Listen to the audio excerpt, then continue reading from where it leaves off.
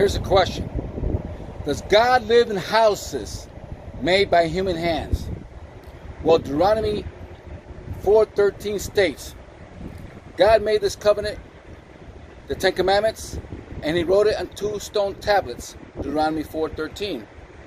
And Deuteronomy 5:2 states, it was not with our fathers that God made this covenant, the ancestors, Abraham, Isaac, and Jacob. It was with us here in Mount Horeb that God gave this covenant. That's what Moses was talking about. That covenant was the Ten Commandments, Mount Sinai. Abraham, Isaac, and Jacob, 430 years earlier, did not know anything about this religious system or any temple or building that God would live in. Okay? Paul states in Galatians that 430 years later, the laws were given. So then, for 430 years later, was God homeless? Was he living in the pagan temples? Okay? Should we feel sorry for him? Poor baby. Maybe that's why he likes the homeless, because he was homeless. Come on. God doesn't live in buildings made by hands. And then you might state, well, doesn't it say that he has zeal for his temple? No. He didn't write that. Some redactor, Jewish redactor wrote that. Because what he was more concerned about was the abuse that was going on in this temple when it should be a house of prayer. It ain't about the building.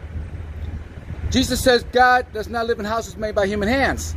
When he said, the earth is my footstool and heaven is my throne. That's what Stephen says in Acts 7:48. He said God does not live in houses made by human hands. And Revelation states that chapter 21 verse 3, the dwelling of God is with men, and he will live with them.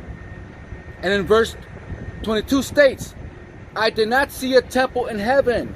He looked into heaven, was really here in his heart, or in his mind and his heart. He didn't see a temple, for the Lamb and God are the temple. So God does not live in a building. I want to say stupid building. But anyway, he doesn't live in these stupid buildings. Okay? You take away the building, you take away religion, the mosque, the Jewish temple. That's what all the wars come from. That's why John, or God wrote in Revelation, I saw no temple, no building. God does not live in Mickey Mouse temple, houses, buildings. Okay? You got to get away from that caveman mentality. The Jews asked for a temple and they asked for a king and a law. God didn't want to give that to them, but he had to work with them. He had to use that caveman mentality so that one day they would learn. When Jesus came down the mountain, he healed a blind guy or a guy with leprosy, and he says, don't tell nobody, and go give the sacrifice that Moses prescribed as a testimony. Are we going to do that because Jesus did that and told the guy to do that? No.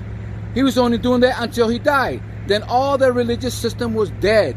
Romans 10, Christ is the end of the law religion. It was only until the coming of Christ, as states in Galatians 3:19.